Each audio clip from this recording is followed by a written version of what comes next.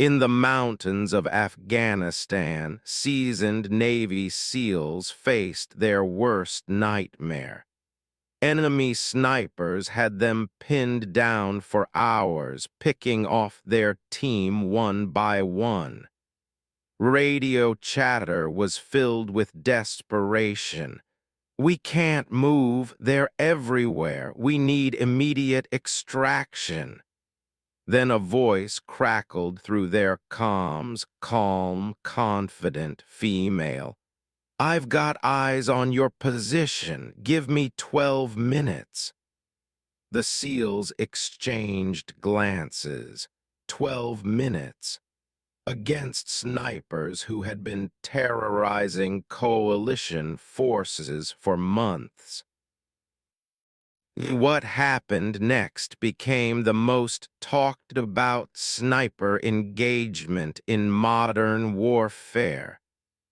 A story that would be whispered in military circles for years to come, proving that sometimes the most unlikely hero emerges when all hope seems lost.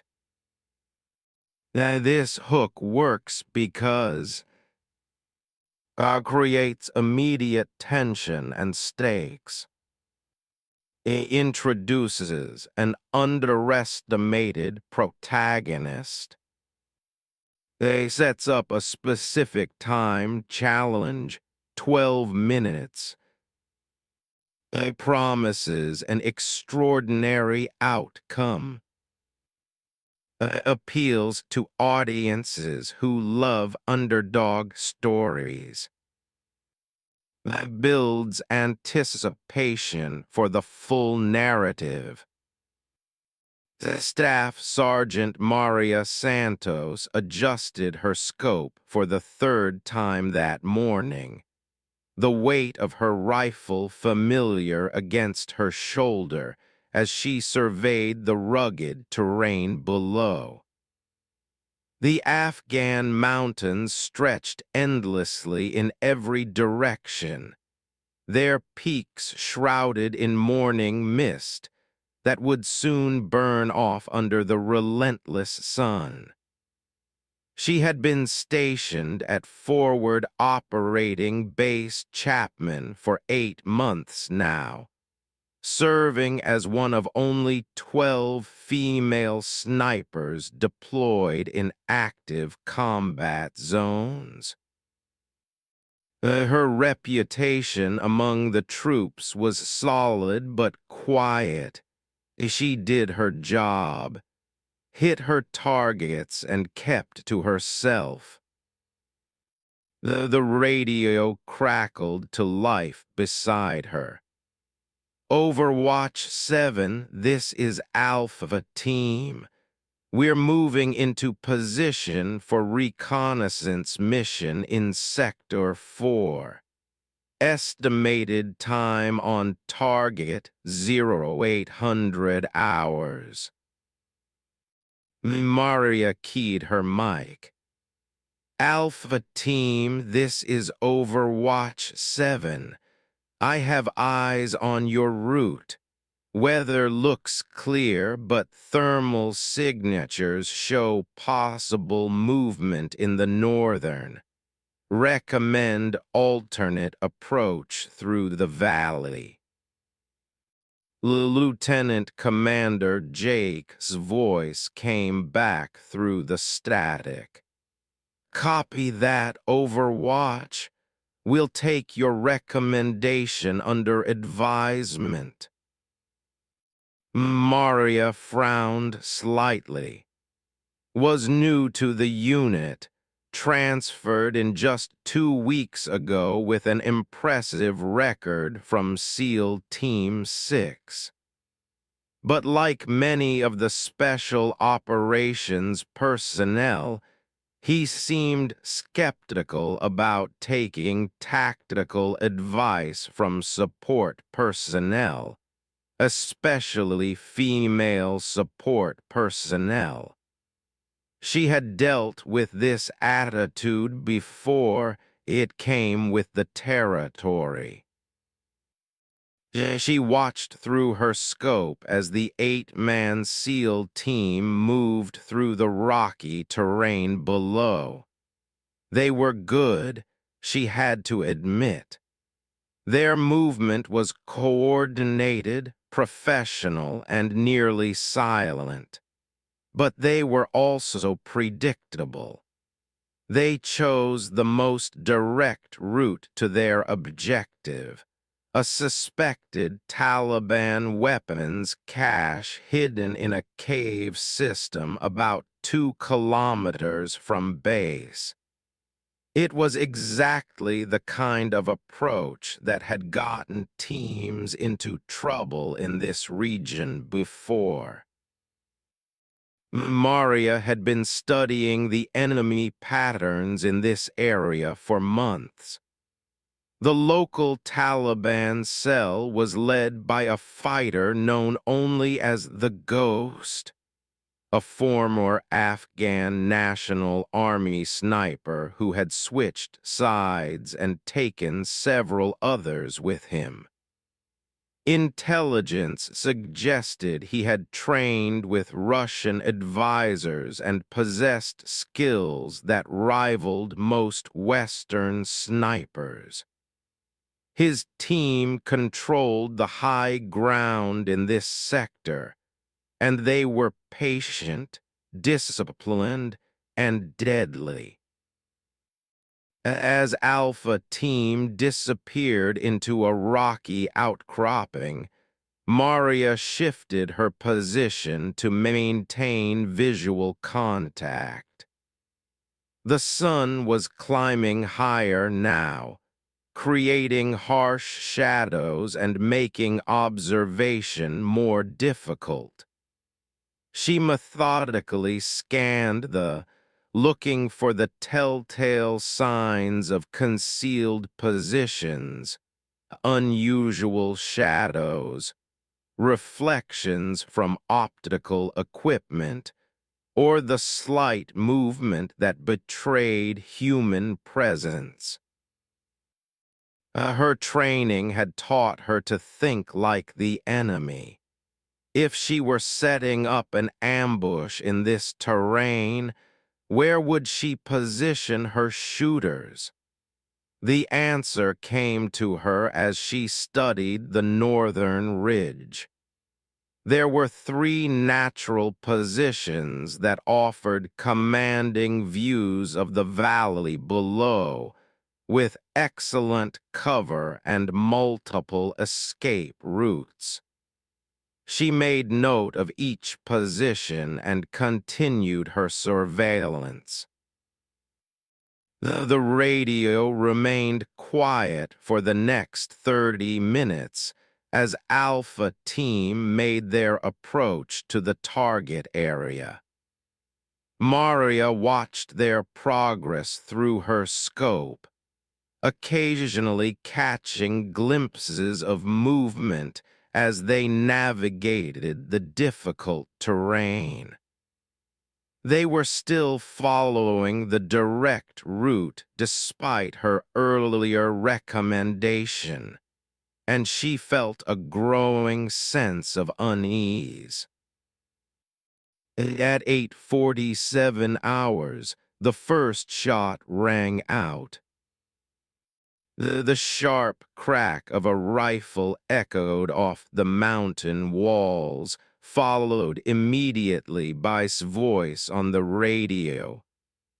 Contact, contact. We're taking fire from elevated positions. Multiple shooters northern. Maria's scope swept to the northern ridge as more shots erupted from concealed positions. She could see muzzle flashes from 3 different locations, exactly where she had suspected enemy snipers might be hiding. The Alpha Team was caught in the open, scrambling for cover behind whatever rocks and boulders they could find. Alpha Team, this is Overwatch 7. I have visual on 3 shooter positions. Can you reach the rock formation 30 meters to your southwest? Negative, Overwatch. We're pinned down. Every time we move, they light us up. We've got one man down, needs immediate medical attention. Maria's jaw tightened. Through her scope, she could see Petty Officer dragging his wounded teammate behind a boulder while bullets struck the rocks around them, sending chips of stone flying. The enemy snipers had chosen their positions perfectly, creating a kill zone that covered all possible escape routes. More voices crackled over the radio as other units checked in. Alpha Team, this is base command. We're scrambling quick reaction force to your position. Estimated time of arrival, 45 minutes. The base command, we don't have 45 minutes, replied, his voice strained. These shooters are too good. They're picking their shots, conserving ammo. This isn't random harassment fire, they're hunting us. Maria could hear the frustration and growing desperation in the lieutenant commander's voice. She had seen this before with special operations personnel who found themselves outmatched by local fighters who knew the terrain intimately. Pride and tactical doctrine often conflicted with the reality of asymmetric warfare. She keyed her mic again. Alpha Team, I'm going to try to identify exact shooter positions and provide counter-sniper support. Keep your heads down and wait for my signal before moving. There was a pause before responded. Overwatch 7, what's your background? Have you engaged in counter-sniper operations before? Affirmative. Scout Sniper School, first in class. Confirmed kills in 3 previous deployments. I know how these fighters operate in this terrain. Another pause, longer this time. Maria could imagine the debate happening among the SEAL team members. They were trapped, running out of options, and their backup was still nearly an hour away. But trusting their lives to a support sniper, especially a female one, went against their ingrained instincts about unit cohesion and chain of command. Copy that, Overwatch 7. We're open to suggestions. Maria allowed herself a small smile. It wasn't exactly a vote of confidence, but it was a start.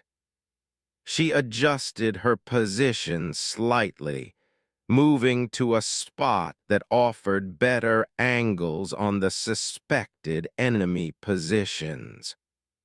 Her rifle was a .300 Winchester Magnum, modified for long-range precision work.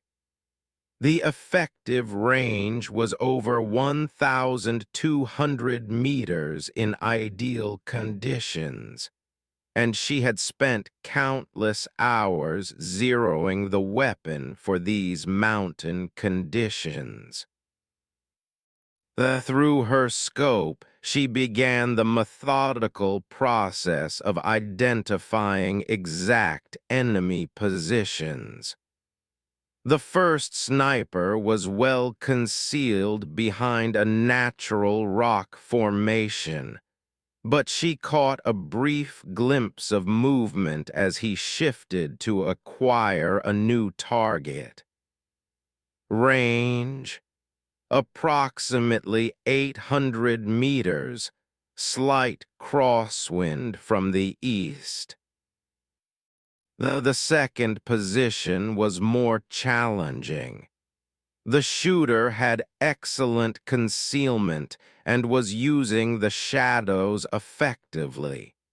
But Maria noticed something, a small reflection that appeared and disappeared as he tracked potential targets through his scope. Range: roughly 950 meters, elevated position requiring adjustment for bullet drop. The third sniper was the most dangerous. His position offered multiple firing lanes and excellent protection from return fire. But Maria realized something that the enemy probably didn't know. There was a fourth position, one that could provide an angle on all three enemy shooters if she could reach it. Alpha Team, I'm going to reposition for better shots. Give me 10 minutes, then be ready to move on my signal. Overwatch 7, are you sure about this? These aren't amateurs we're dealing with. Maria shouldered her rifle and began moving to the new position. Copy that, Alpha Team. Neither am I. As she moved carefully through the rocky terrain, Maria reflected on the path that had brought her to this moment. Growing up in rural Texas, she had learned to shoot as a child, hunting with her father and grandfather who were both military veterans. Her natural talent with a rifle had earned her a scholarship to college, where she joined ROTC and excelled in marksmanship programs. When she enlisted in the Army, her instructors quickly recognized her exceptional abilities. She had scored expert marksman ratings with every weapon system she touched, and her performance at Scout Sniper School had set new records. But despite her qualifications, she had faced constant skepticism from male colleagues who questioned whether she had the physical and mental toughness for combat operations. Now, as enemy bullets continued to ring out across the valley below, she was about to prove them wrong in the most dramatic way possible. She reached the new position, a rocky outcropping that provided clear to all three enemy positions while offering good concealment from return fire. Setting up her rifle took less than 2 minutes, But she forced herself to take another 3 minutes to carefully range each target and account for environmental factors. The first enemy sniper fired again, and Maria saw him clearly through her scope. He was positioned behind a fallen boulder, using a gap between rocks as a shooting port. Professional setup, good concealment, but he had made one mistake.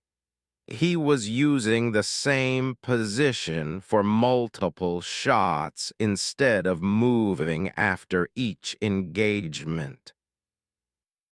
Maria controlled her breathing and settled the crosshairs on her target.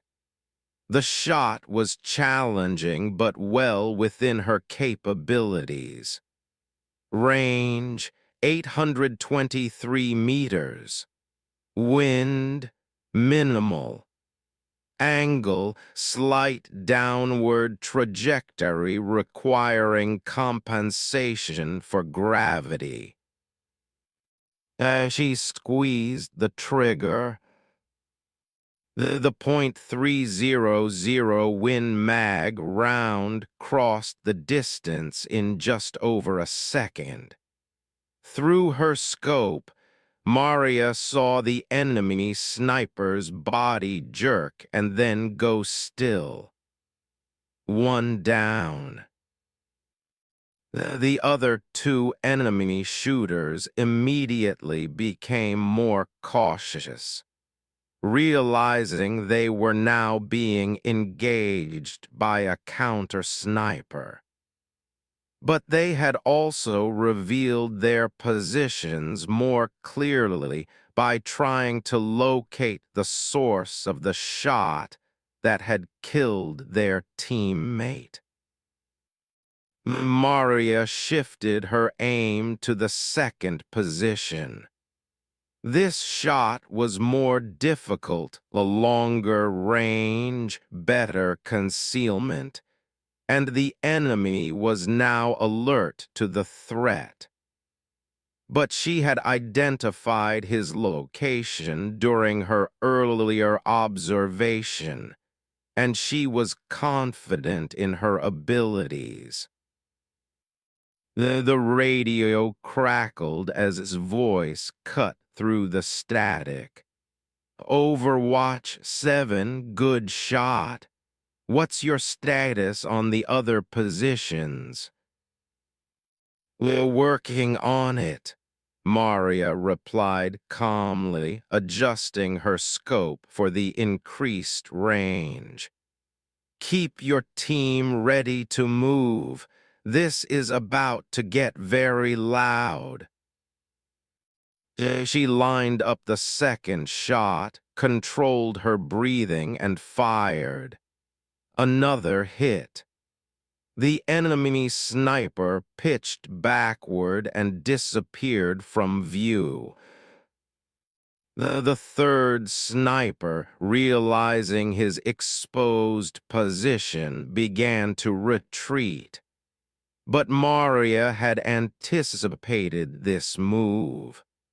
She led the target, calculating his likely movement path and adjusting for the motion. Her third shot caught him as he tried to reach better cover. Sudden silence fell over the mountains.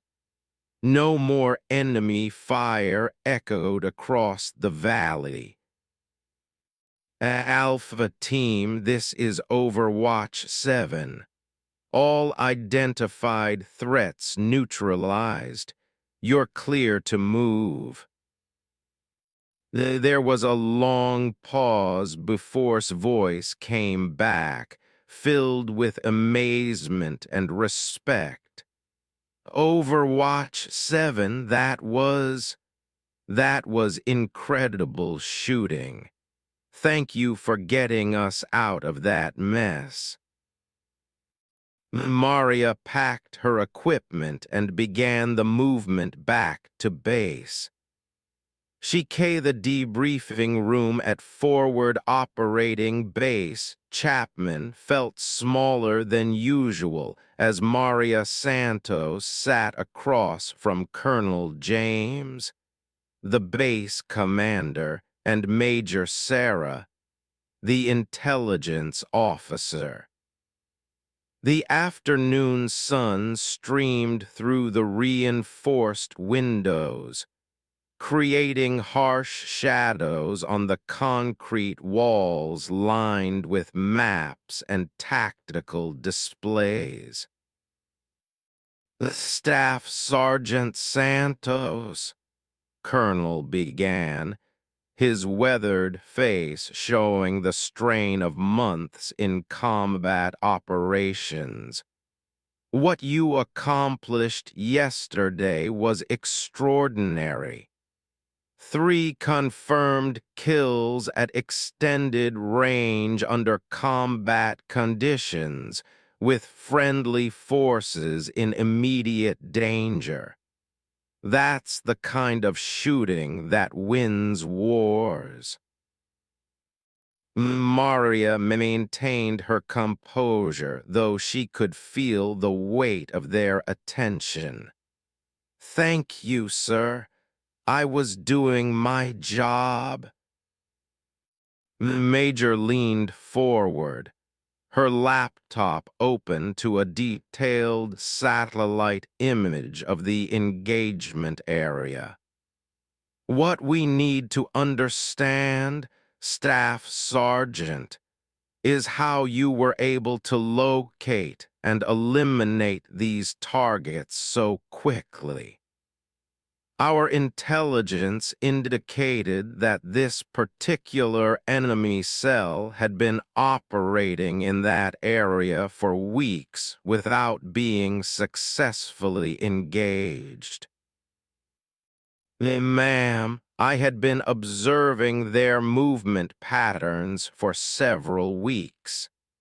They were using predictable positions and following consistent timing. Once the engagement began, they revealed themselves through muzzle flashes and movement." The colonel nodded slowly. "The problem, Santos, is that we believe you may have just eliminated some very high-value targets. The Taliban fighters in this region aren't typical insurgents.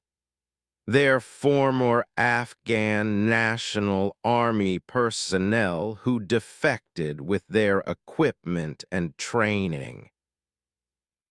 The Major turned her laptop screen toward Maria, showing enhanced satellite imagery from the previous day's engagement. "We've recovered the bodies and their equipment.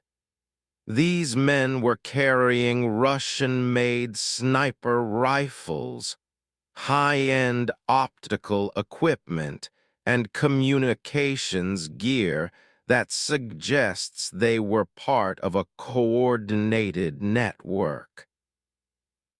Maria studied the images carefully.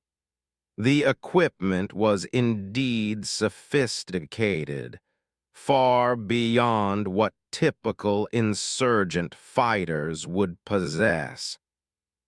"Ma'am, are you saying these were professional military snipers?"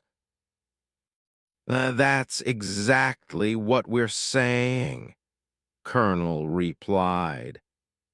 "And if our intelligence is correct, you just eliminated the core leadership of the most effective enemy sniper cell in this entire sector." The room fell silent as the implications sank in. Maria had known the enemy shooters were skilled. But she hadn't realized she was facing former military professionals with training potentially equal to her own. The Major pulled up additional files on her laptop. Staff Sergeant, we need you to walk us through your tactical analysis step by step. How did you identify their positions so quickly? What did you observe about their methods and capabilities? Maria thought back to the engagement, remembering the details that had guided her decisions. Ma'am, the first thing I noticed was their positioning. They had selected overwatch positions that provided excellent fields of fire while maintaining multiple escape routes. That's advanced tactical thinking. They go on, the Major encouraged. The second, they were disciplined about their rate of fire. Instead of spraying bullets, they were taking careful, aimed shots. That suggested professional training and confidence in their marksmanship abilities. A colonel made notes on a tablet as Maria continued her analysis. What else did you observe? Sir, they were using overlapping fields of fire to create a kill zone. One shooter would force the SEAL team toward cover, and another shooter would have that cover area prearranged. It was a coordinated ambush executed by people who understood small unit tactics. The Major nodded approvingly. That matches our assessment based on the positioning of the recovered bodies. These weren't random insurgents taking pot shots. This was a professional military operation. The intelligence officer pulled up another screen showing regional activity reports. Staff Sergeant, what concerns us now is that this enemy cell had been responsible for at least 12 coalition casualties over the past month. Multiple units had attempted to engage them without success. Maria felt a chill as she realized the scope of what she had unknowingly walked into. Ma'am, how many other coalition snipers had attempted to counter-snipe these targets? 4 different teams over 6 weeks, Colonel replied grimly. 2 British SAS snipers, a Canadian sniper team, and a Marine scout sniper. None of them were able to get clear shots, and 2 teams nearly got overrun when the enemy snipers called in supporting fighters. The weight of that information settled heavily in the room. Maria had succeeded where multiple highly trained special operations snipers had failed. Either she had been incredibly lucky, or she had done something tactically different that gave her an advantage. The Major closed her laptop and leaned back in her chair. Staff Sergeant, we need to understand what made the difference. Was it your positioning, your equipment, your approach to target identification?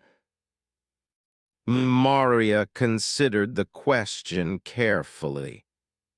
Ma'am, I think it was a combination of factors. First, I had been observing that area for weeks, so I knew the terrain intimately. Second, I approached the engagement as a hunter rather than a soldier. Explain what you mean by that, Colonel requested. Sir, most military snipers are trained to support specific operations or defend specific positions. But hunting requires you to think like your prey, to understand their patterns and predict their behavior. I grew up hunting in terrain similar to these mountains. The Major reopened her laptop and began typing notes. That's an interesting perspective. Tell us more about how you applied hunting techniques to a military engagement. Maria stood and moved to the map on the wall, pointing to the area where the engagement had occurred. When you're hunting an experienced animal, you don't chase it.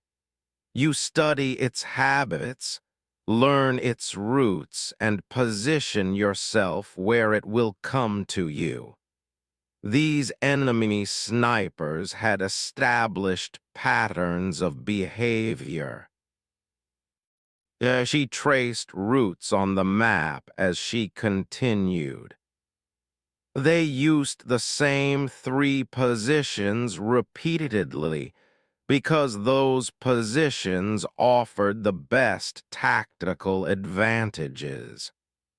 They followed consistent timing, engaging targets during specific windows when lighting conditions favored their concealment. A colonel joined her at the map, so you were able to predict where they would be. Yes, sir, but more importantly, I was able to identify a position where I could engage all 3 simultaneously, without giving them time to retreat or call for support. The Major looked up from her typing. The after-action report indicates you eliminated all 3 targets within approximately 8 minutes. How did you achieve that level of accuracy under combat stress? Maria returned to her seat, thinking about how to articulate the mental process that had guided her actions. Ma'am, stress affects accuracy when you're fighting against it. But if you train enough under stressful conditions, you learn to use the stress to heighten your focus. That sounds like advanced sports psychology, the Major observed. Yes, ma'am. I worked with sports psychologists during my competitive shooting training. They taught me techniques for managing adrenaline and maintaining fine motor control under pressure. A colonel made more notes. Staff Sergeant, What we're trying to determine is whether your success was due to exceptional individual skill, or whether there are tactical lessons we can apply more broadly. Maria understood the implications of his question. If her success was purely due to individual talent, it would be difficult to replicate. But if there were systemic lessons to be learned, those could potentially save lives across the theater of operations. Sir, I believe it was both. The individual marksmanship skills are developed through extensive training and practice, but the tactical approach can definitely be taught and applied by other snipers. The Major pulled up a new document on her screen. We're putting together a comprehensive after-action analysis that will be distributed to all sniper teams in the region. Would you be willing to participate in developing training materials based on your experience? Absolutely, ma'am. Colonel stood and moved to the window, looking out at the mountain ranges that surrounded the base. Staff Sergeant, there's something else we need to discuss. Intelligence indicates that the enemy cell you eliminated was part of a larger network operating throughout this region. Maria felt her stomach tighten. Sir, are you saying there are more teams like this? Well, we believe there are at least 3 other cells with similar capabilities and equipment. They've been coordinating their activities to maximize effectiveness against coalition forces.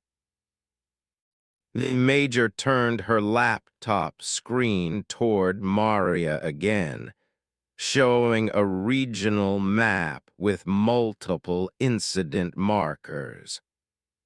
Look at this pattern of attacks over the past 2 months. The timing and location suggest coordinated operations by multiple sniper teams.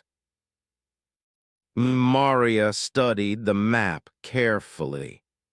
The attacks formed a pattern that showed tactical intelligence and strategic planning. Ma'am, this looks like they're systematically targeting our patrol routes and observation positions. That's correct. And until yesterday, they were succeeding. Your engagement was the first time we've been able to eliminate any of these professional snipers.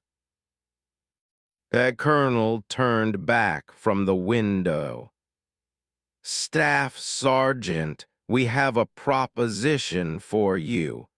We want to create a specialized counter-sniper unit specifically designed to hunt these enemy teams. The request surprised Maria. Sir, what would that involve? You would lead a team of selected snipers with enhanced equipment and intelligence support. Your mission would be to proactively engage and eliminate enemy sniper teams before they can attack our forces. Major added, "We're talking about a hunter-killer team with significant operational independence. You would have access to real-time intelligence, drone support, and the authority to engage targets of opportunity." Maria considered the proposal carefully. It was an incredible opportunity, but also an enormous responsibility. "Sir, what kind of timeline are we looking at?" "Well, we want the team operational within 2 weeks. The enemy network is becoming more active, and we need to disrupt their operations before they inflict more casualties." The room fell silent as Maria weighed the decision. Leading a specialized unit would mean leaving her current assignment and taking on leadership responsibilities she had never held before. But it would also mean the opportunity to apply her skills on a larger scale and potentially save many lives. Sir, what kind of personnel would be assigned to this unit?" The colonel smiled for the first time during the briefing. "We're selecting volunteers from special operations units throughout the region. Marines, Army Rangers, Navy SEALs, and International Special Forces. The best counter-sniper talent we can find." Major added, "You would also have access to advanced equipment that hasn't been widely deployed yet. Enhanced optics, improved ballistics computers, and specialized ammunition." Maria stood and moved back to the map, studying the pattern of enemy activities. "Ma'am, have we identified any of the other enemy sniper leaders?" We have intelligence on 2 other high-value targets. One is known as the Shadow and operates in the eastern sector. The other is called Mountain Ghost, and his area of operations is to the north. Now, what do we know about their capabilities? A colonel joined her at the map. "Both are believed to be former Afghan National Army snipers with Russian training. They've been responsible for multiple coalition casualties and have successfully evaded previous attempts to eliminate them." Maria traced the enemy operational areas on the map. "Sir, if we're going to be successful against targets like this, we need to think differently about counter-sniper operations." What do you mean?" "The traditional military doctrine treats snipers as defensive assets or direct support for specific operations. But hunting professional enemy snipers requires an offensive mindset and the flexibility to operate independently." The Major looked up from her laptop. That's consistent with special operations methodology. Small teams with clear objectives and the authority to adapt tactics based on changing conditions. Maria nodded. Yes, ma'am, but with specialized training in the psychology and tactics of enemy snipers. We need to understand how they think, how they select positions, and how they plan their operations. The colonel moved to his desk and pulled out a secure phone. Staff Sergeant, I'm going to make some calls and get approval for this unit. Are you willing to accept command of this operation?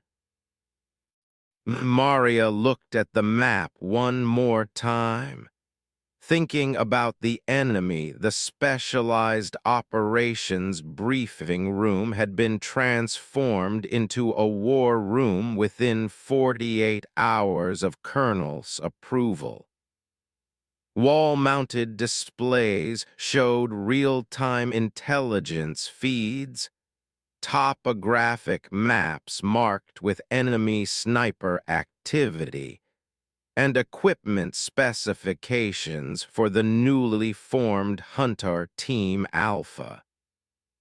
Maria Santos stood before 6 of the most experienced snipers in the region, each selected for their unique skills and combat record. Maria began, scanning the faces of her new team members. You've all been briefed on the mission parameters. We're not here to provide traditional sniper support. We're here to hunt and eliminate enemy sniper teams that have been terrorizing coalition forces throughout this region. Sergeant First Class David, a Korean-American Marine Scout sniper with 3 combat deployments, raised his hand. Ma'am, what intelligence do we have on enemy capabilities and numbers? Maria activated the wall display, showing satellite imagery and intelligence reports. Current estimates indicate at least 3 active enemy sniper teams, each composed of 2 to 3 professional marksmen. They're former Afghan National Army personnel with Russian training and high-end equipment. Corporal James Mitchell, a British SAS sniper on exchange assignment, leaned forward. Ma'am, I was part of one of the teams that previously attempted to engage these targets. They're incredibly disciplined and tactically sophisticated. Tell me about that engagement, Corporal. Mitchell stood and moved to the map. We had intelligence placing one of their teams in this valley. My spotter and I positioned ourselves here, with excellent overwatch of their suspected location. We maintained surveillance for 36 hours without visual contact. What happened? On the second night, they engaged a coalition patrol from a completely different position. 2 kilometers from where our intelligence had placed them. By the time we repositioned, they had vanished. The Master Sergeant Carlos, a veteran Army Ranger sniper, nodded grimly. I had a similar experience in the Eastern Sector. These fighters understand counter-surveillance techniques better than most special operations personnel. Maria studied the faces around the room. These were elite soldiers who had succeeded in every previous assignment. The fact that they had been consistently outmaneuvered by enemy snipers spoke to the exceptional capabilities of their opponents. What we need to understand, Maria continued, is that we're not facing typical insurgents. These are professional soldiers who defected with their training, equipment, and tactical knowledge intact. The staff sergeant, an Irish ranger with experience in multiple theaters, raised his hand. Ma'am, what advantages do we have that previous teams lacked? Maria activated another display showing enhanced equipment specifications.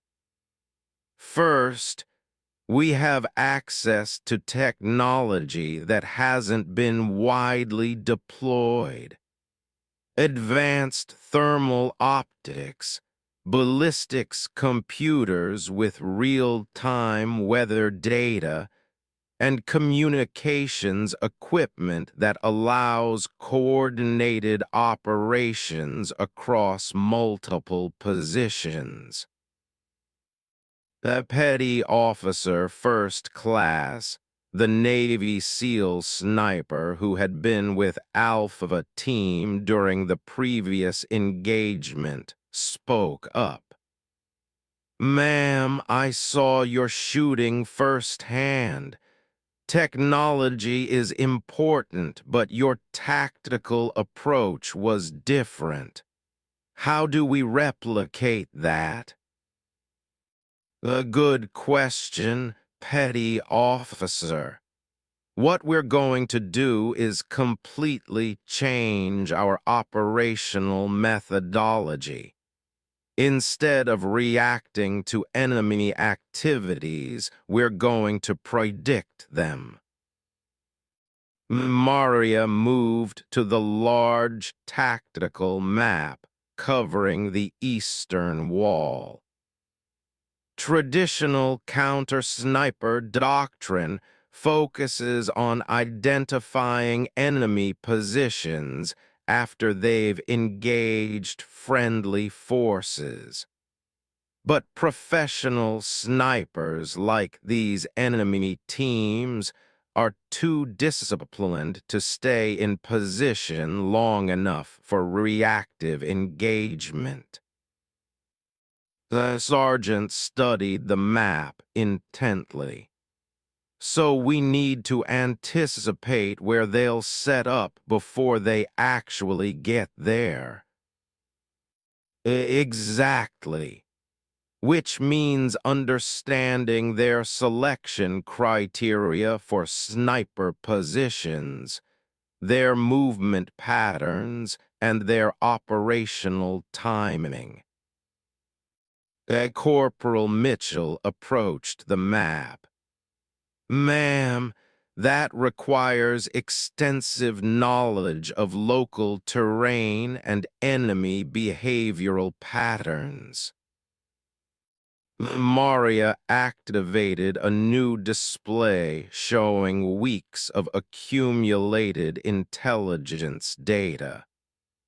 For the past month, I've been analyzing every enemy sniper engagement in this region. There are patterns that become apparent when you look at the data comprehensively. She pointed to specific locations on the map as she continued. Enemy sniper teams favor positions with these characteristics. Elevated positions with commanding views, multiple escape routes, natural concealment, and proximity to known coalition patrol routes. The Master Sergeant joined them at the map. That describes about half the terrain in this region. True, but when you add timing factors, the possibilities narrow significantly. Maria activated another layer of data on the display. Enemy sniper teams typically engage targets during specific weather conditions, optimal lighting periods, and when coalition air support is limited. The staff sergeant studied the data carefully. So they're timing their operations based on our operational patterns? Correct. They've been studying us as carefully as we've been studying them. But they have one significant disadvantage. What's that, ma'am? Petty officer asked. They're operating in a reactive mode. They have to wait for targets of opportunity to present themselves. We're going to change that dynamic by forcing them to react to us. Maria activated a new display showing proposed operational areas. Our mission is to systematically deny them their preferred operating positions while forcing them into areas where we have tactical advantages. The sergeant raised his hand again. Ma'am, that sounds like we're going to be operating as bait. In some cases, yes, but bait with overwhelming firepower and coordinated support. Corporal Mitchell studied the operational plan. What kind of support are we talking about? The major entered the briefing room carrying a secure tablet. I can answer that question. Staff Sergeant Santos, may I? Of course, ma'am. The Major activated the main display and showed detailed equipment specifications. Hunter Team Alpha will have access to drone surveillance, real-time satellite imagery, and direct communication with air support assets. You'll also have enhanced ballistics equipment that calculates environmental factors automatically. She changed the display to show specialized weapons systems. Each team member will carry modified .338 Magnum rifles with advanced optics systems. Effective range extends beyond 1,500 meters in optimal conditions. The master sergeant whistled softly. "Ma'am, that's significant firepower. The mission requires it," Major replied. "Intelligence indicates enemy snipers are using .50 caliber equipment with ranges potentially exceeding your current weapons systems." Maria felt a chill at that information. .50 caliber sniper rifles in the hands of trained professionals could engage targets at ranges beyond 2,000 meters. That would give enemy snipers significant standoff capability. Ma'am, do we have confirmed evidence of .50 caliber weapons?" The major pulled up another intelligence report. "Recovered brass casings from 3 separate enemy engagements show .50 BMG ammunition. The enemy snipers we eliminated yesterday were carrying rifles, but that appears to be their secondary equipment." The room fell silent as the team members absorbed the implications. They would be facing enemy snipers with superior range and firepower, operating on familiar terrain with extensive tactical knowledge. The staff sergeant broke the silence. "Ma'am, what's our tactical advantage given those circumstances?" Maria stood and addressed the team directly. "Our advantage is coordination, technology, and superior training. These enemy snipers are operating independently with limited communication and support. We're going to operate as a coordinated unit with real-time intelligence and overwhelming support when needed." She moved back to the tactical map. "Here's how we're going to do it.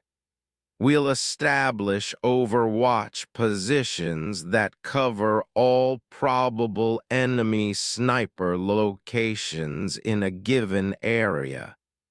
When one team member makes contact, the others will have pre-positioned fields of fire that prevent enemy escape." The petty officer studied the proposed positions. "Ma'am, that requires perfect coordination and timing. Which is why we're going to spend the next week training specifically for these scenarios," Maria replied. "We're going to rehearse coordinated engagements until we can execute them flawlessly under combat stress." Corporal Mitchell approached the equipment display. "What about communications? Enemy snipers have proven capable of intercepting and jamming our radio transmissions." The major answered that question.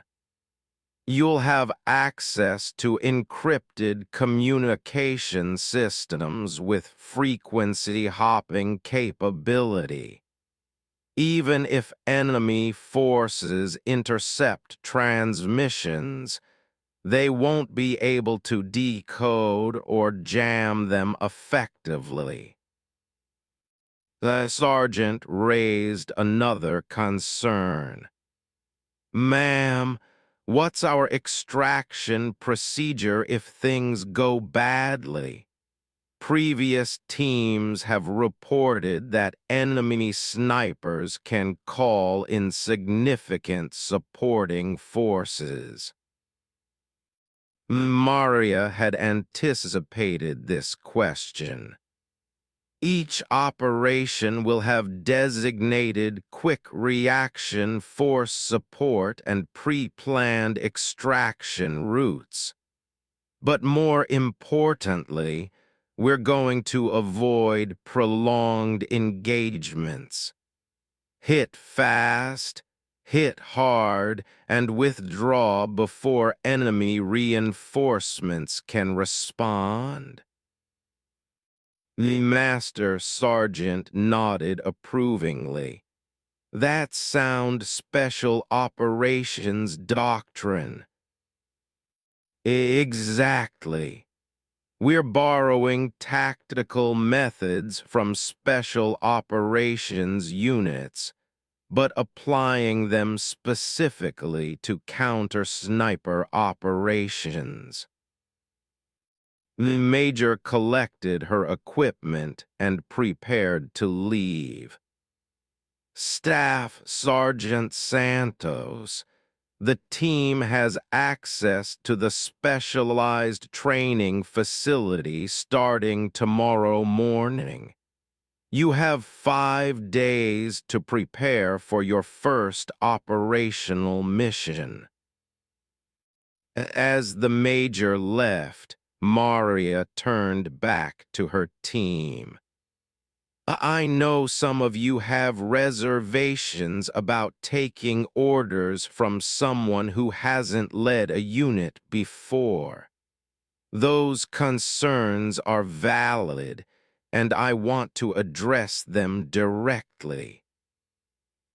The room was completely quiet as team members waited for her to continue. Well, what I bring to this unit is specialized knowledge of enemy tactics and a track record of successful engagements against these specific opponents. What I don't bring is extensive leadership experience or familiarity with special operations protocols. She paused and looked at each team member individually. That's why I need each of you to contribute your expertise and experience to make this unit successful. This isn't about following orders blindly. It's about combining our capabilities to create something more effective than any of us could be individually. A petty officer spoke first. Ma'am, I saw what you did yesterday. If you can teach us to think the way you think about these engagements, we'll follow your lead. Corporal Mitchell nodded agreement. The enemy snipers have been making us look like amateurs. If you have methods that work against them, I'm willing to learn. One by one, the other team members expressed similar sentiments. Maria felt a surge of relief and determination. These were professional soldiers who understood the importance of the mission. All right then, Maria said, moving back to the tactical displays. Let's start with terrain analysis. I want everyone to understand how enemy snipers select positions and plan their operations. For the next 3 hours, Maria walked the team through detailed analysis of every enemy sniper engagement in the region. She explained the tactical thinking behind enemy position selection, the timing factors that influenced their operations, and the behavioral patterns that could be exploited. The sergeant proved particularly adept at understanding the psychological aspects of sniper operations. Ma'am, it sounds like these enemy snipers are treating each engagement as a chess match. That's an excellent analogy, Maria replied. Professional snipers think several moves ahead. They're not just considering their current shot, but their next position, their escape route, and their follow-up operations. The master sergeant added, which means we need to think even further ahead. We need to anticipate their moves and have counter moves already planned. Exactly. Tomorrow we're going to start practical exercises where we'll practice thinking like enemy snipers. I want each of you to be able to predict where they'll set up and how they'll plan their operations. As the briefing concluded and team members prepared to leave, Corporal Mitchell approached Maria privately. Ma'am, can I ask you something? Of course. Yesterday, when you made those shots, what was going through your mind? How did you maintain focus with friendly forces under fire? Maria considered the question carefully. I was scared, if that's what you're asking. But I learned a long time ago that fear can sharpen your focus if you don't fight against it. How do you mean? Well, when you're hunting an animal that can kill you, fear keeps you alert and careful. The key is channeling that heightened awareness into precision rather than letting it degrade your performance. Mitchell nodded thoughtfully. That's not how most military. Pre-dawn darkness enveloped the mountains surrounding forward operating base Chapman as Hunter Team Alpha prepared for their first operational mission. Maria Santos checked her equipment one final time, running through the mental checklist that had become second nature during her years as a sniper. The modified .338 Magnum felt perfectly balanced in her hands, its advanced optics system displaying environmental data in real time.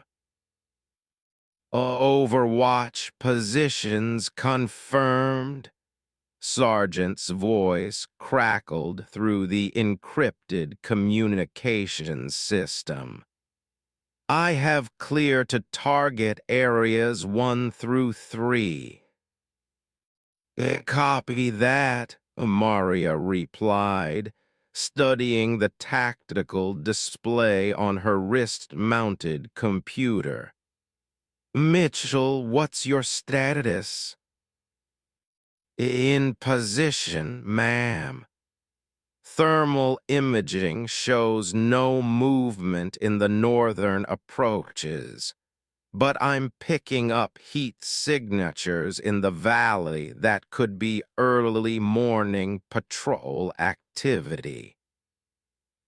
At Corporal Mitchell's position on the eastern ridge provided overlapping fields of fire with location, creating a coordinated kill zone over the area where intelligence suggested enemy snipers would establish their next ambush position.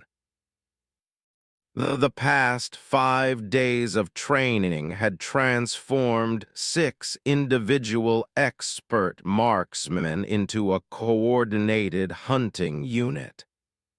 They had practiced coordinated engagements, studied enemy behavioral patterns, and rehearsed communication protocols until they could operate as a seamless team. Now it was time to test their capabilities against real targets. A report status, Maria commanded. The master sergeant checked in from his concealed position in the southern approach. All clear down here, ma'am. No enemy movement detected, but I'm seeing coalition patrol activity moving toward the target area right on schedule. A petty officer, positioned as the team's communications and intelligence coordinator, provided updated information. Ma'am, drone surveillance confirms 3 possible enemy positions in the target area. Thermal signatures are inconclusive, but ground-penetrating radar indicates recently disturbed soil at positions 2 and 3. Maria felt her pulse quicken. Recently disturbed soil could indicate enemy fighters had prepared concealed positions during the previous night. If their intelligence was correct, they were about to engage the Shadow, the enemy sniper responsible for at least 8 coalition casualties over the past month. What do you see from the western approach? The staff sergeant's Irish accent carried clearly through the communications system. Ma'am, I have visual confirmation of the coalition patrol entering the target area. 4-man fire team, moving in standard tactical formation. They appear unaware of potential enemy presence. Maria made a command decision. All positions, this is Hunter leader. Coalition patrol is entering potential kill zone. Maintain overwatch and be prepared to engage if enemy snipers reveal themselves. The coalition patrol was a Marine fire team conducting routine reconnaissance, in an area that had previously been considered relatively secure. They had no idea they were potentially walking into an ambush that had been planned and prepared by one of the most skilled enemy snipers in the region.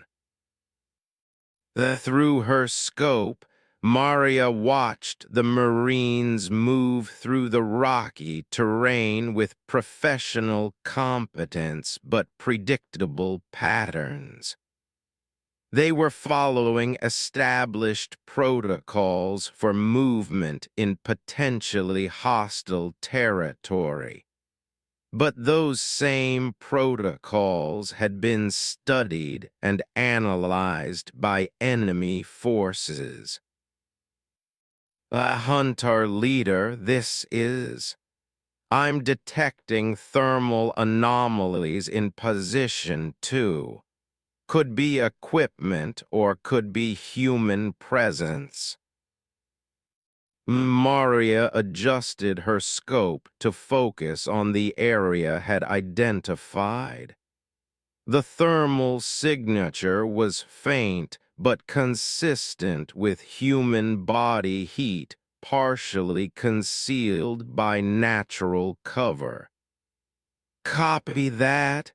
Keep eyes on that position. The minutes passed with agonizing slowness as the Marine patrol continued their movement through the target area. Maria found herself holding her breath, waiting for the telltale crack of an enemy sniper's rifle that would signal the beginning of an engagement. A hunter leader, this is Mitchell. I have movement in position 3. Definitely human, adult male, carrying what appears to be a long rifle.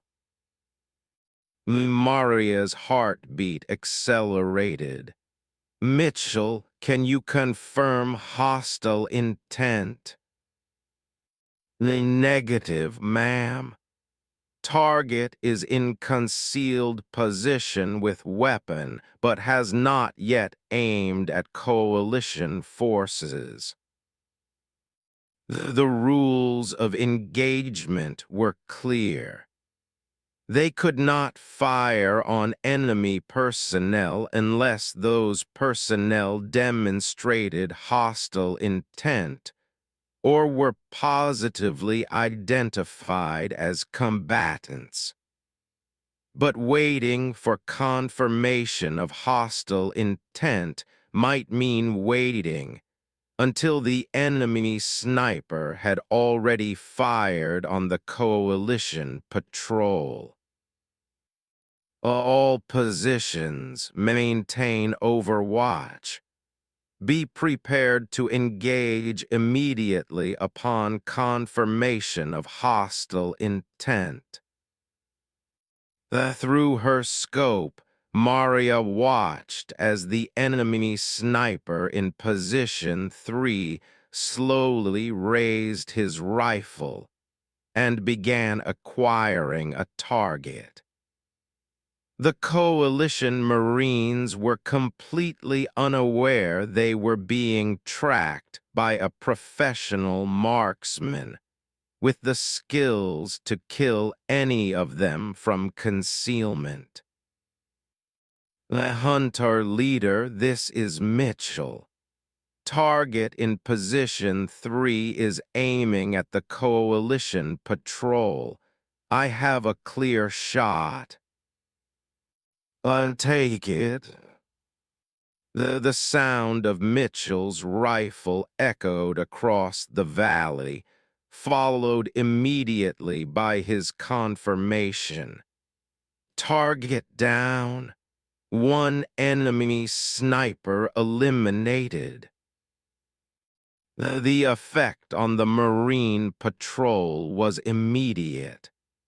They dropped into defensive positions and began scanning for threats, their radio chatter indicating they were aware of sniper activity, but unsure of the source. A hunter leader, this is. Movement in position 2. Second enemy sniper is relocating, probably responding to the first shot. Maria swung her scope to cover position 2, where thermal imaging had detected the earlier anomaly. She could see a figure moving through the rocks, carrying a rifle and moving with the disciplined movement of a trained soldier. Do you have a clear shot? The negative, ma'am. Target is using cover effectively. I need him to expose himself more. Maria made a tactical decision. Contact the Marine Patrol and advise them to move toward the southern approach. That should force the enemy sniper to reposition and give a better angle. Roger, ma'am. Within minutes, the Marine fire team began moving towards position in the south, following the guidance provided by. The movement forced the enemy sniper in position 2 to adjust his position to maintain visual contact with the Marines. The hunter leader, this is. Target is repositioning. I have a clear shot now. I'll take it. This rifle fired, and seconds later he confirmed the hit. Target down. Second enemy sniper eliminated. But Maria knew from intelligence reports that the Shadow typically operated with a 3-man team. There should be one more enemy sniper somewhere in the area. All positions maintain overwatch. Intelligence suggests there should be one more enemy combatant in this area. The response came from an unexpected source. His voice carried urgent tension. Hunter leader, this is, I'm taking fire from position 4. Long-range engagement, high-powered rifle. This sniper is not in any of our identified positions. Maria felt ice in her veins. Position 4 was over 1,200 meters from location, far beyond the range they had anticipated for enemy engagement. This suggested the enemy sniper was using a .50 caliber weapon with exceptional long-range capability. Where can you identify the exact position? Negative, ma'am. Muzzle flash was brief, and the shot came from elevated position behind natural cover. This shooter is very well concealed. Maria activated her tactical computer and called up real-time satellite imagery of the area.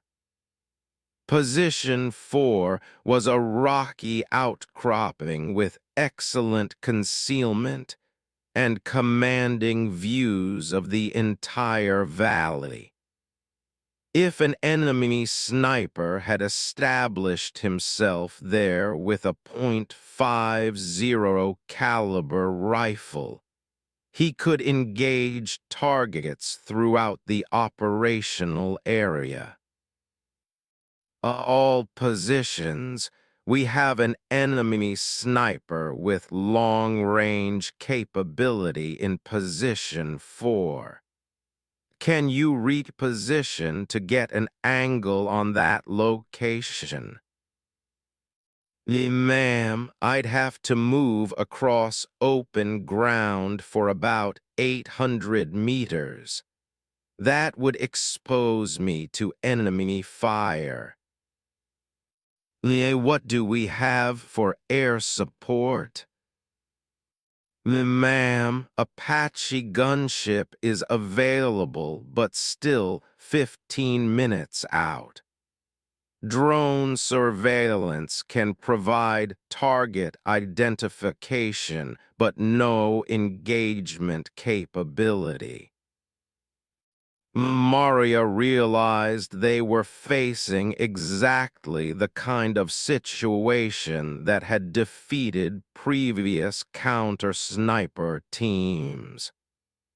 The enemy sniper had superior range, excellent concealment, and the patience to wait for targets of opportunity. Traditional tactics would not be effective. All positions, listen carefully. This enemy sniper is using our own tactics against us. He's established overwatch of our positions and is waiting for us to expose ourselves. She paused to study the tactical situation more carefully. The enemy sniper had already demonstrated his range and accuracy by engaging at over 1,200 meters. He probably had cleared to several of their positions. Hunter leader, this is Mitchell. I have an idea. What if we use the Marine Patrol as a diversion while we reposition? Maria considered the suggestion. Explain your thinking. If the Marine Patrol moves toward position 4, the enemy sniper will focus on them as targets. That might give us the opportunity to reposition without being observed. It was a risky plan that would deliberately expose the Marines to enemy fire. But it might be their best option for eliminating a sniper who had superior tactical position. Can you coordinate with the Marine Patrol to execute a tactical movement that draws enemy attention? Yes, ma'am. I can guide them through a movement that keeps them in cover while making them appear vulnerable to enemy observation. Maria made the command decision. Execute the plan. Coordinate with the Marines. All other positions, be prepared to reposition when the enemy sniper focuses on the patrol. Over the next 10 minutes, carefully guided the Marine Patrol through a series of movements that appeared tactically sound. but would draw the attention of any Overwatch sniper. The Marines moved with professional competence, unaware they were serving as bait in a complex trap. The enemy sniper took the bait. Reported muzzle flashes from position 4 as the sniper engaged the Marine patrol with carefully aimed shots. The Marines immediately took cover, but their movement patterns were now predictable. All positions, enemy sniper is focused on the Marines. Begin reposition now. Maria moved quickly through the rocky terrain, using the sound of enemy gunfire to mask her movement. Her new position would provide a better angle on position 4 while remaining concealed from enemy observation. A hunter leader, this is. I'm repositioning to flank position 4 from the west. Copy that. Mitchell, maintain overwatch of your current areas in case there are additional enemy personnel. As Maria reached her new position, she could see the enemy sniper's location clearly for the first time. He was positioned behind natural rock formations with excellent concealment and multiple escape routes. His rifle appeared to be a .50 caliber weapon with advanced optics, exactly what intelligence had predicted. The range to target was approximately 950 meters, well within the capabilities of her .338 Magnum, but requiring precise calculation of environmental factors. Wind speed was variable due to the mountain terrain, and the angle required adjustment for bullet trajectory. What's your status? Ma'am, I have cleared to position 4. Range approximately 1,100 meters. I can take the shot when you're ready. Maria studied the enemy sniper through her scope. He was completely focused on the Marine patrol, systematically taking aimed shots while remaining concealed from their return fire. His professional competence was evident in every aspect of his positioning and shooting. As on my mark, 3, 2, 1, mark. Both Maria and fired simultaneously, their bullets crossing the mountain valley within seconds of each other. Through her scope, Maria saw the enemy sniper's body jerk as both rounds found their target. Target down, confirmed. Enemy sniper eliminated. The sudden silence that fell over the valley was almost deafening after the sustained gunfire of the engagement.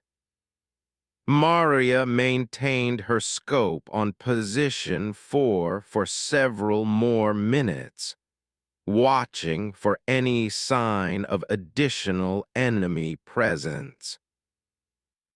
All positions maintain overwatch for 5 more minutes.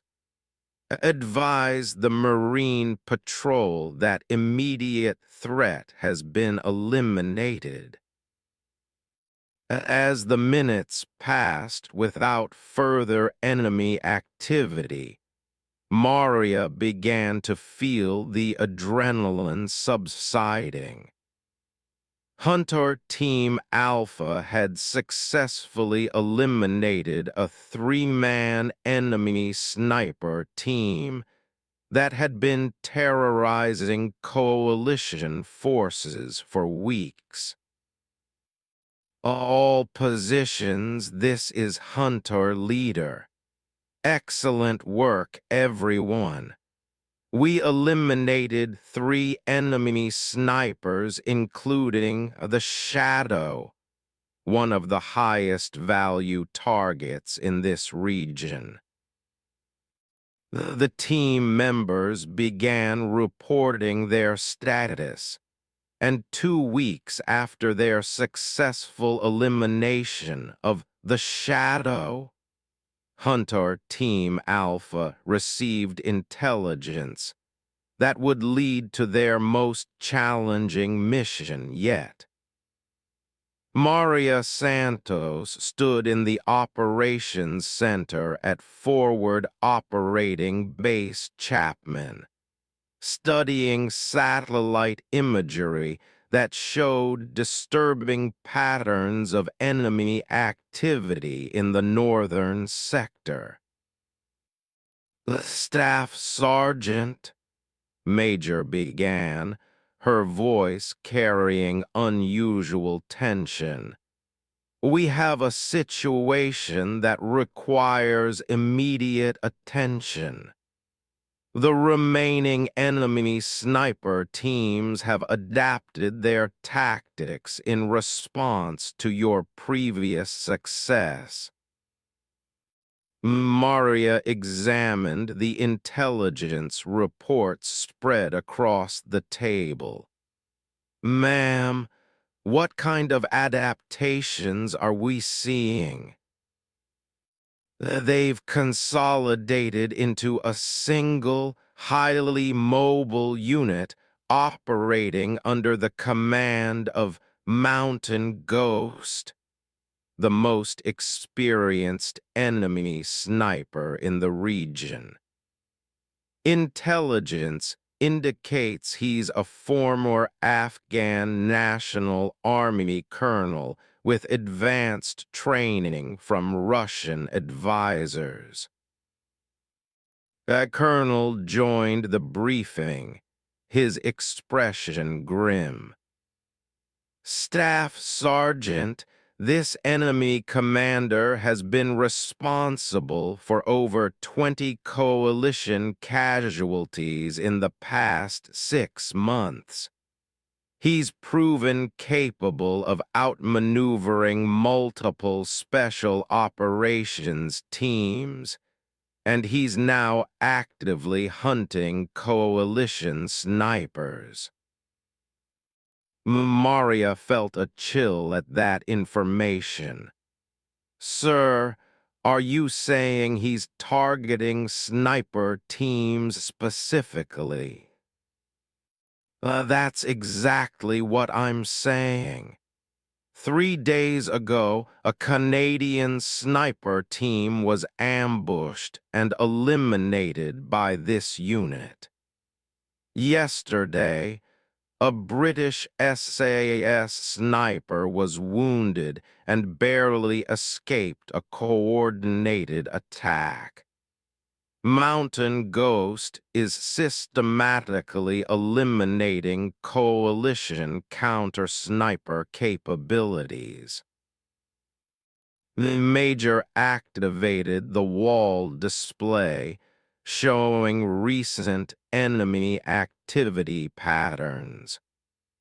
What makes this situation critical is that Mountain Ghost appears to have studied our previous operations. He's using our own tactics against us.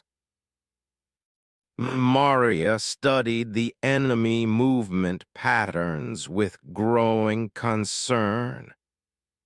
The data showed sophisticated understanding of coalition operational methods, suggesting that Mountain Ghost had access to detailed intelligence about their capabilities and procedures. Ma'am, what intelligence do we have on his current location? That's the problem, Colonel replied. He's maintaining operational security that rivals our special operations units. His team moves constantly, uses multiple concealment methods, and appears to have extensive knowledge of our surveillance capabilities. The Major pulled up additional intelligence files. However, we have identified a pattern in his target selection. He's systematically targeting high-value coalition positions in a specific sequence, working his way toward this base. Maria examined the pattern carefully. Ma'am, it looks like he's trying to eliminate our sniper capabilities before launching a major operation. That's our assessment as well, which means Hunter Team Alpha is probably his next target. The implications hit Maria like a physical blow. Instead of hunting enemy snipers, they were now being hunted by the most skilled enemy marksmen in the region. The tactical situation had been completely reversed. Sir, what are our options?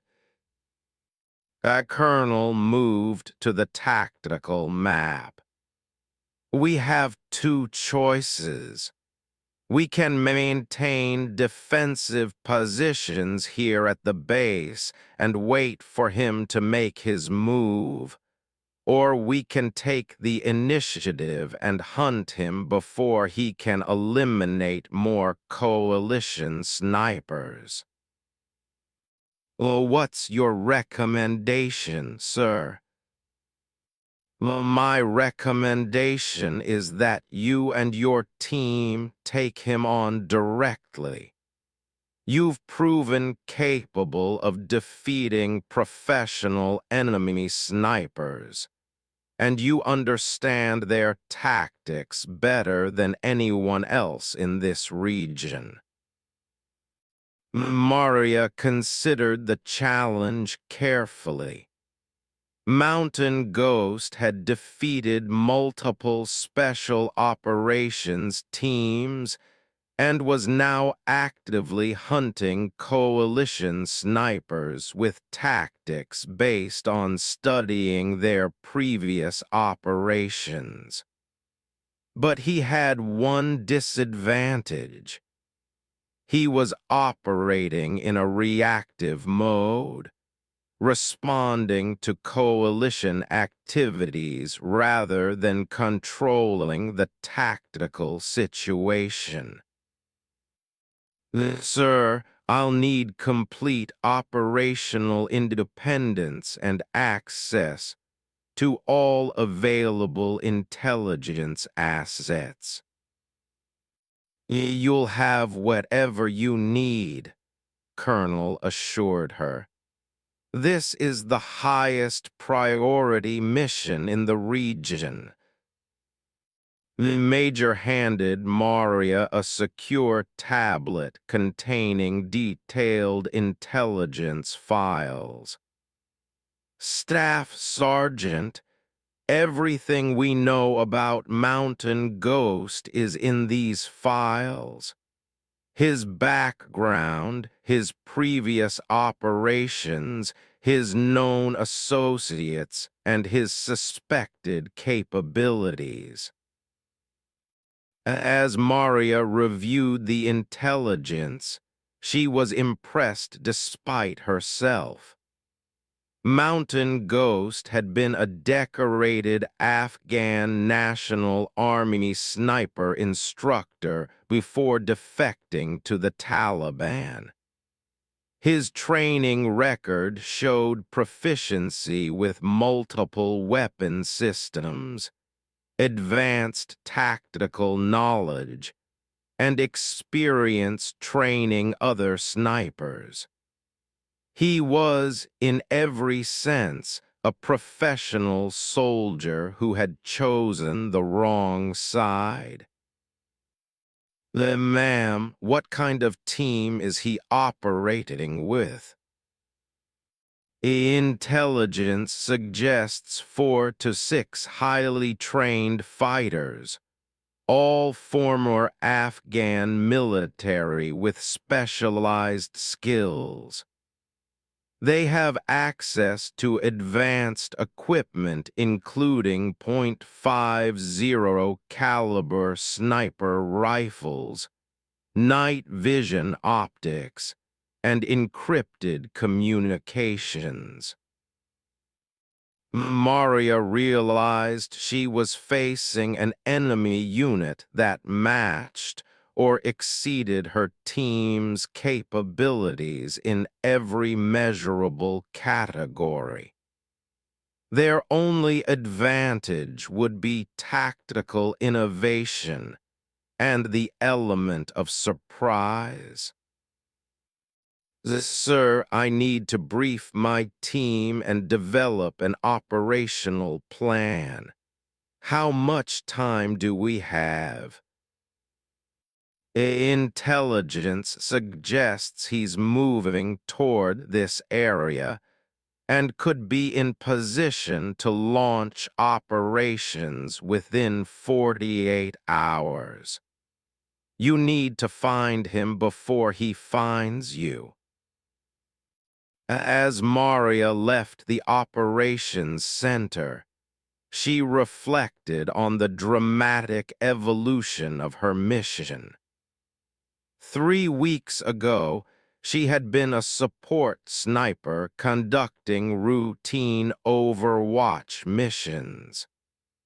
Now, she was leading an elite team against the most dangerous enemy sniper in Afghanistan, in a confrontation that would determine whether coalition forces maintained their counter-sniper capabilities.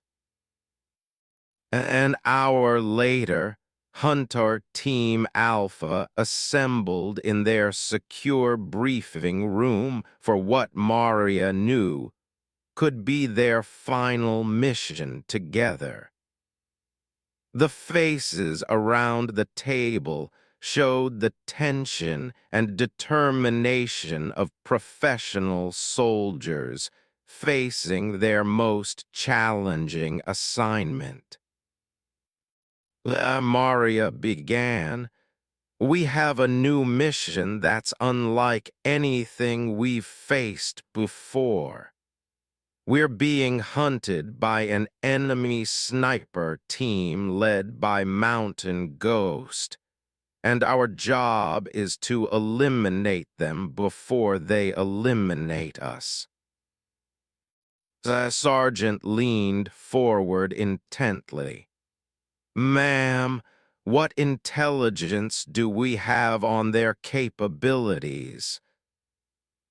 Maria activated the wall display and showed the enemy team's profile. Mountain Ghost is a former Afghan National Army colonel with advanced sniper training. His team consists of 4 to 6 former military personnel with comparable skills to our own. Corporal Mitchell studied the intelligence carefully. Ma'am, this looks like we're going up against a mirror image of our own unit. That's an accurate assessment, Maria replied, which means conventional tactics won't give us an advantage. We need to think differently about this engagement. Master Sergeant raised his hand. What kind of equipment are they carrying? Intelligence indicates .50 caliber sniper rifles with ranges potentially exceeding 2,000 meters, advanced optics, and communication equipment that allows coordinated operations. The staff sergeant whistled softly. That gives them significant standoff capability. The petty officer checked his tactical computer. Ma'am, do we know their current location? Negative. They're maintaining operational security that's defeated our surveillance assets. But we do know their target selection pattern. Maria activated another display showing enemy activity over the past month. Mountain Ghost has been systematically eliminating coalition sniper capabilities, working his way toward high-value targets in this area. The sergeant studied the pattern. Ma'am, it looks like we're the next logical target. Exactly. Which gives us one tactical advantage. We know they're coming for us. Maria moved to the tactical map covering the wall.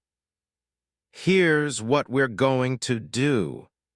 Instead of waiting for them to choose the time and place of engagement, we're going to force them into a confrontation on our terms.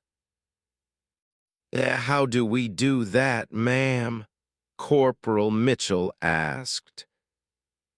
Well, we're going to make ourselves irresistible targets, while maintaining the capability to turn the tables when they take the bait. Over the next 2 hours, Maria outlined a complex operational plan that would use Hunter Team Alpha as bait to draw Mountain Ghost's team into a carefully prepared trap. The plan required precise coordination, flawless execution, and considerable personal risk for every team member. The key to success, Maria explained, is making Mountain Ghost believe he's hunting us while we're actually hunting him. Master Sergeant studied the proposed operational area.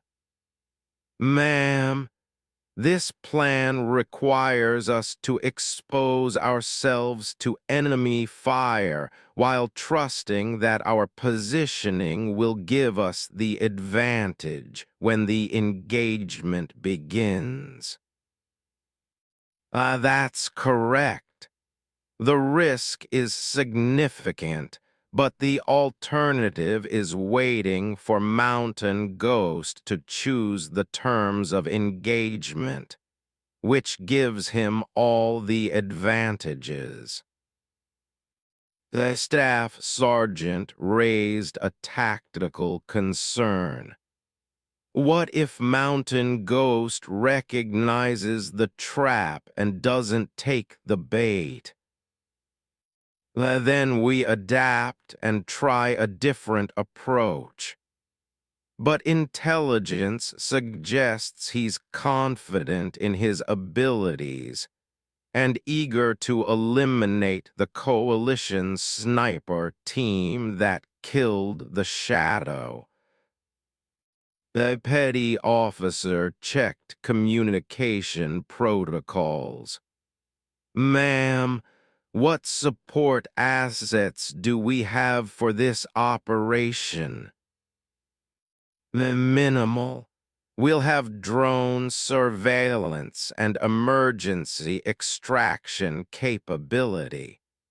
But this engagement needs to appear routine to avoid alerting Mountain Ghost to the trap.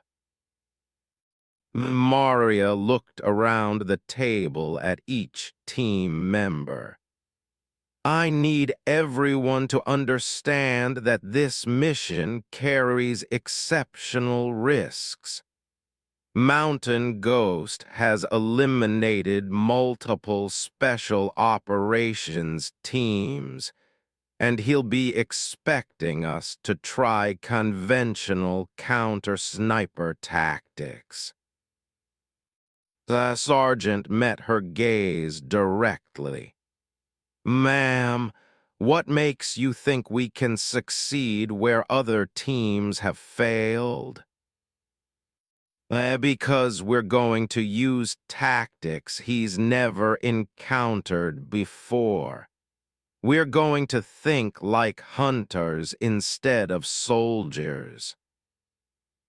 The following morning, Hunter Team Alpha deployed to an area where intelligence suggested Mountain Ghost would establish his next ambush position. But instead of setting up traditional Overwatch positions, they implemented Maria's unconventional plan. Maria positioned herself in an exposed location that would appear attractive to an enemy sniper, while the rest of the team established concealed positions that provided overlapping fields of fire on her location. From Mountain Ghost's perspective, she would appear to be a lone sniper conducting routine surveillance, unaware of the danger she faced. For 6 hours, Maria maintained her exposed position while her team remained hidden in their Overwatch locations. The psychological pressure of deliberately making herself a target was unlike anything she had experienced in her military career.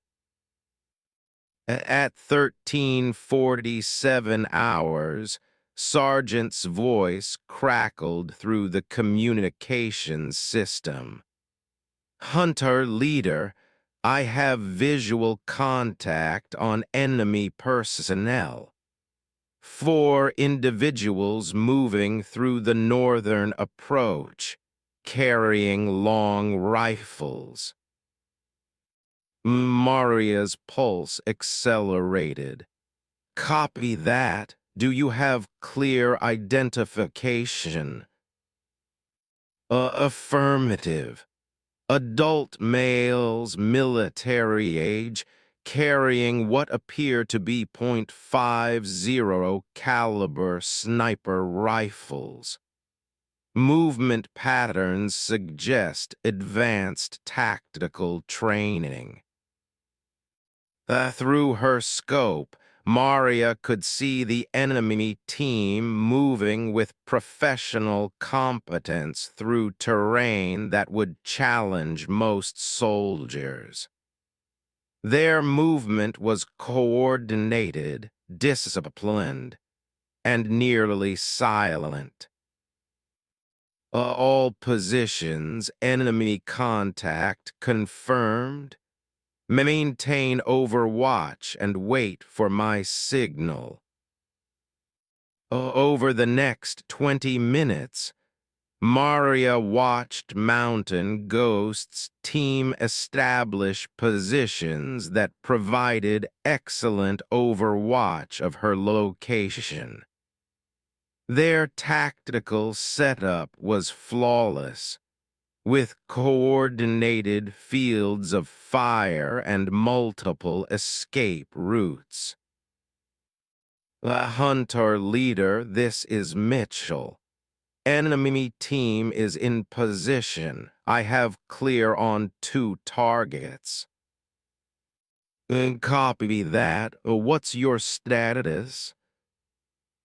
We have visual on all 4 enemy personnel, replied. They're setting up for a coordinated engagement on your position.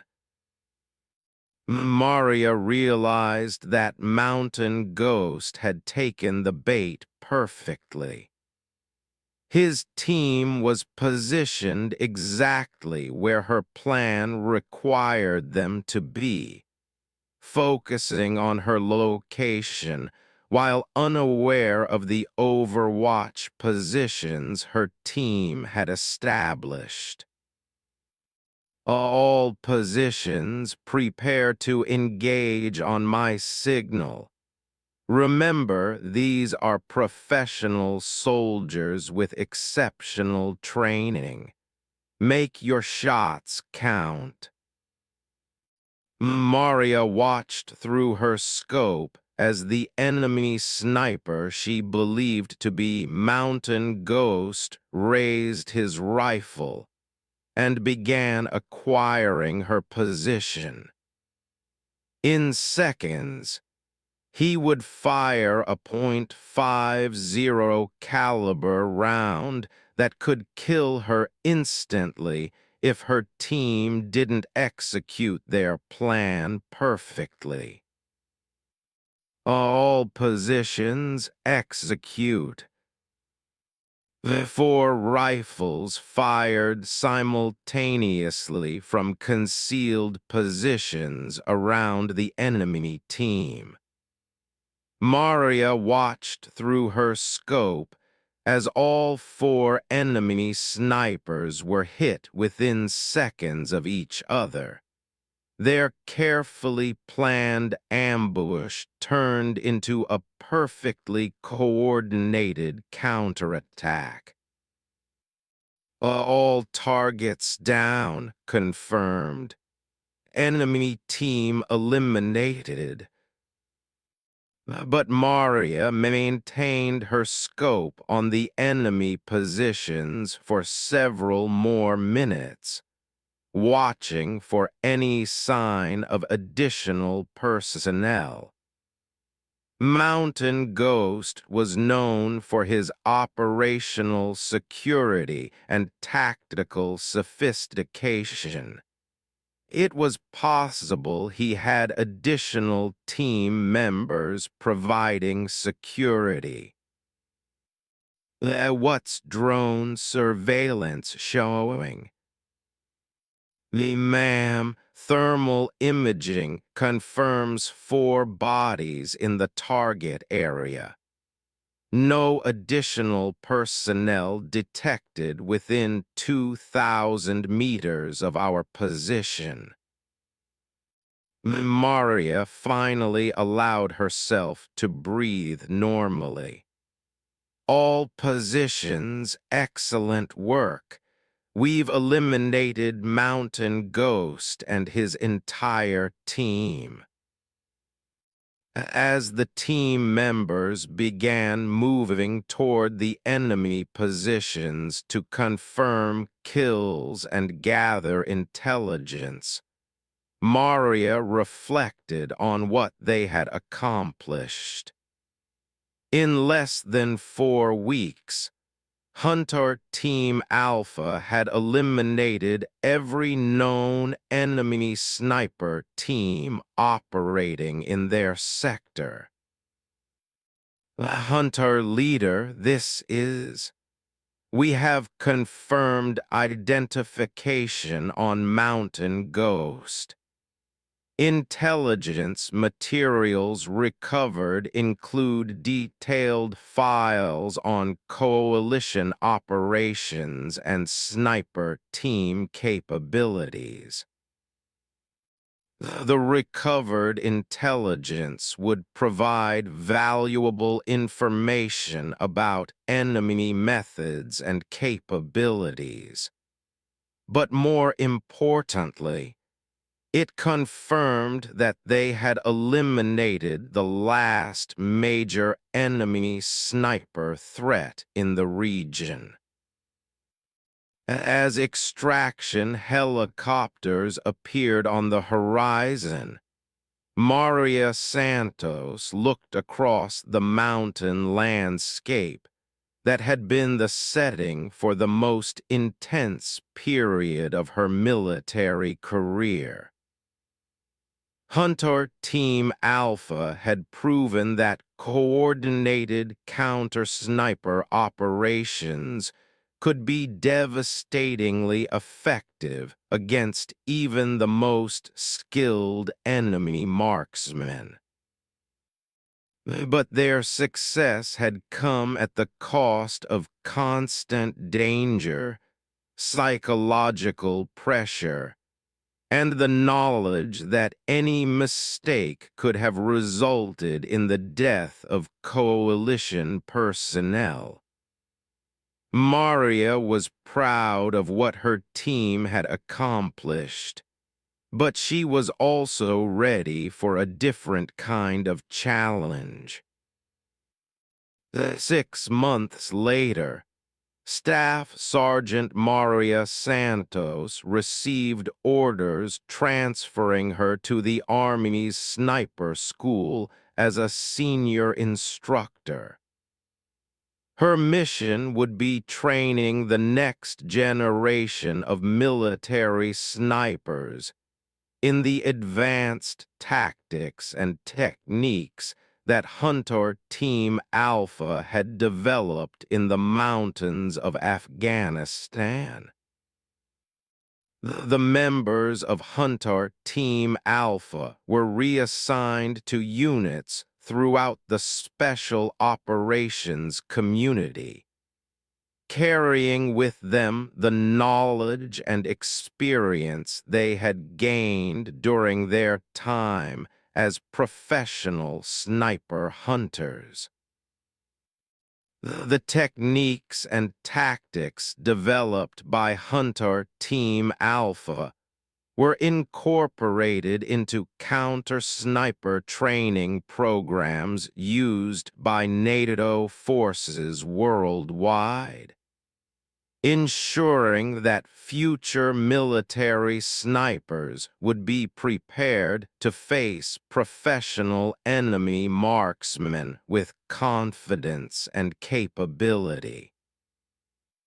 Maria's story became legend in military sniper communities, not just for her individual marksmanship skills, but for her innovation in developing coordinated hunting tactics that could defeat the most sophisticated enemy threats. Years later, when military instructors taught courses on counter-sniper operations, they would reference the operations in Afghanistan where a support sniper became the leader of the most effective counter-sniper unit in modern warfare. Students would learn about the importance of tactical innovation, coordinated teamwork, and the psychological aspects of professional hunting. But for Maria Santos, the most important lesson from her time in Afghanistan was that individual excellence meant nothing without the support of a professional team committed to a common mission. Hunter Team Alpha succeeded not because of any single person's abilities, but because 6 professional soldiers learned to think and operate as a coordinated unit, dedicated to protecting coalition forces from enemy threats.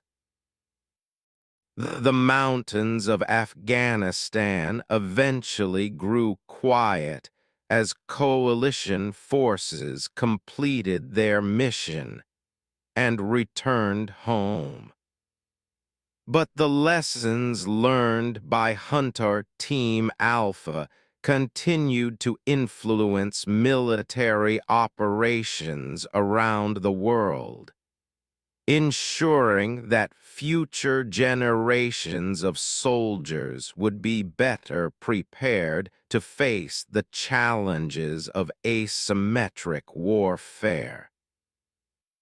Maria Santos retired from the Army as a master sergeant, having trained hundreds of snipers who went on to serve with distinction in conflicts around the world.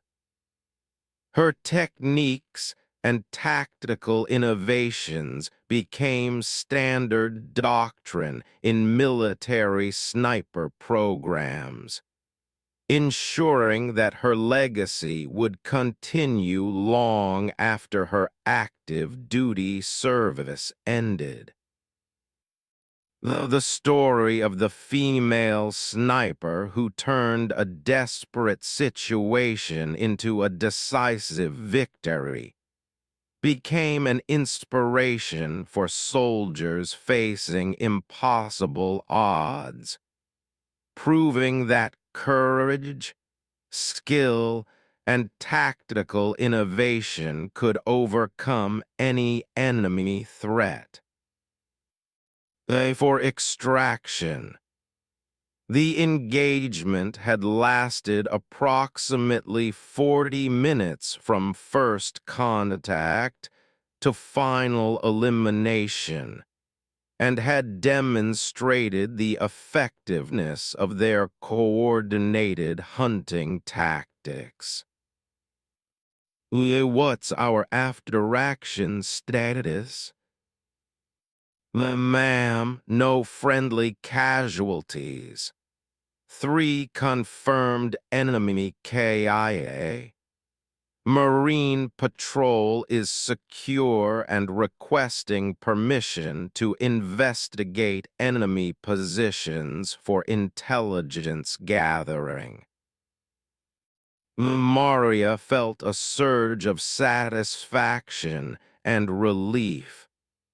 Their first operational mission had been a complete success, validating the training and tactics they had developed over the previous week. All positions begin movement to extraction points. We'll debrief back at base. As Maria packed her equipment and began the movement back to the extraction point, she reflected on what they had accomplished.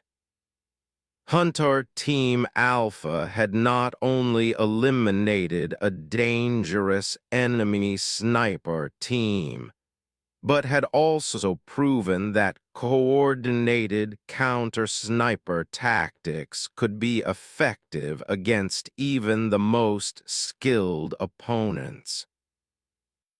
The mountains of Afghanistan still held many dangers and many enemy fighters. But today, those mountains had witnessed the emergence of a new kind of hunting unit, one specifically designed to track down and eliminate the enemy's most dangerous marksmen. As the extraction helicopters appeared on the horizon, Maria Santos allowed herself a moment of quiet pride. Hunter Team Alpha had passed its first test with exceptional results. But she knew this was only the beginning. Intelligence reports indicated at least 2 other enemy sniper teams were still operating in the region, and they would undoubtedly adapt their tactics in response to the elimination of the shadow. The hunt was far from over. If anything, it was just beginning. Ying approaches stress management.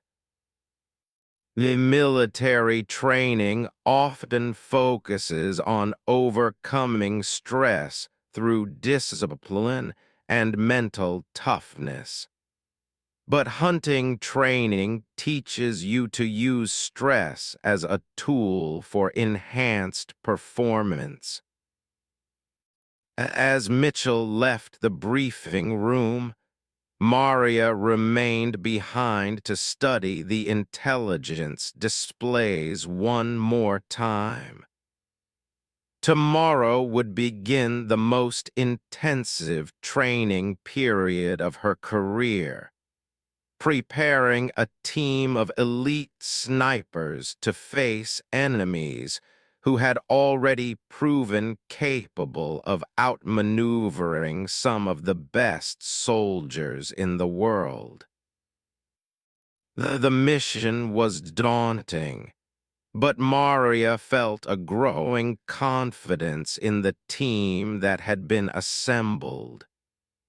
Each member brought unique skills and experience that would contribute to their success.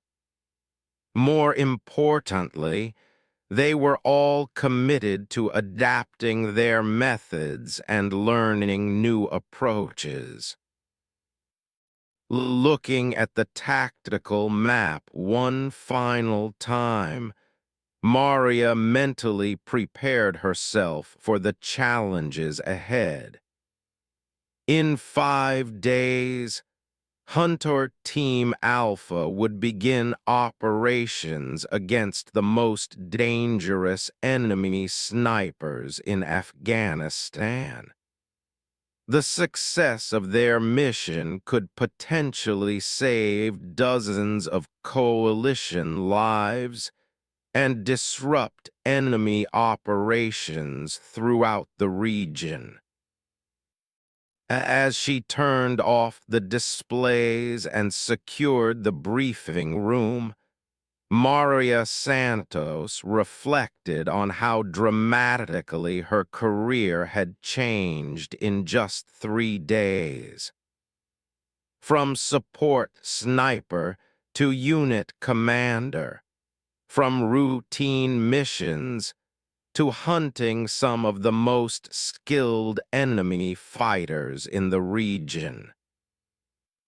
The mountains outside remained dark and threatening, hiding enemy snipers who were probably planning their next attacks against coalition forces. But soon, Maria and her team would be hunting them in return.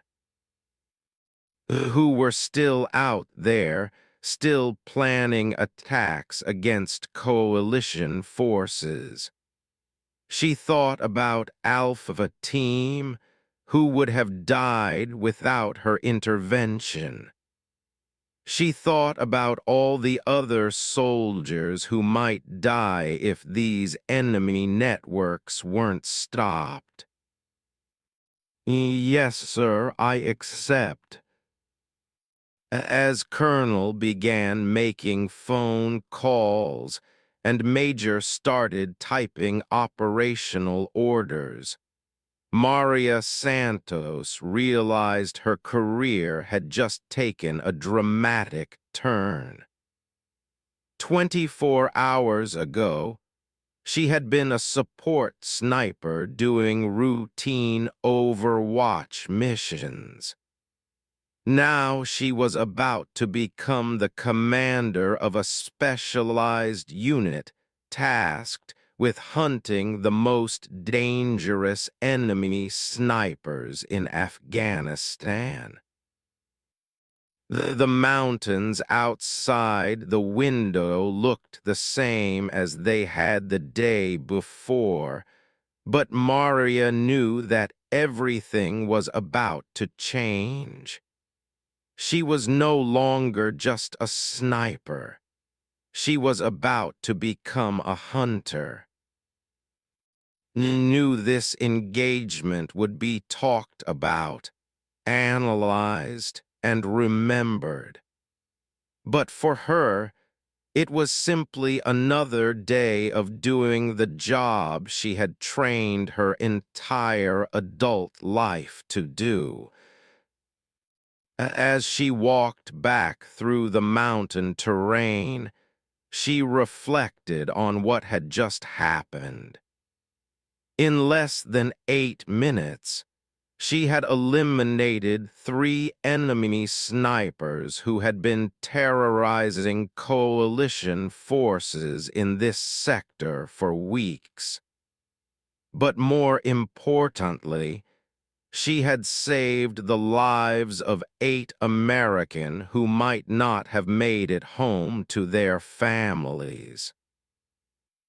The radio chattered with voices as Quick Reaction Force reported they were still en route.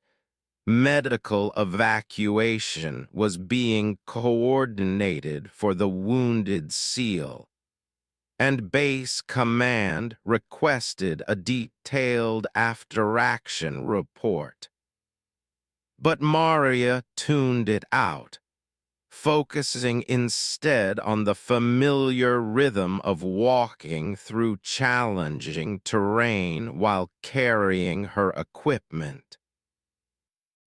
She knew that tomorrow would bring new challenges, new missions, and new opportunities to prove herself in a field still dominated by skeptical male colleagues. But today, she had done something that would be remembered long after her deployment ended. As forward operating base Chapman came into view below, Maria Santos allowed herself a moment of quiet satisfaction. She was no longer just another support sniper. She was the soldier who had turned a potential disaster into a successful rescue mission, using skills, training, and courage that few could match. The mountains of Afghanistan held many secrets and many dangers. But today, they had also witnessed the emergence of a legend.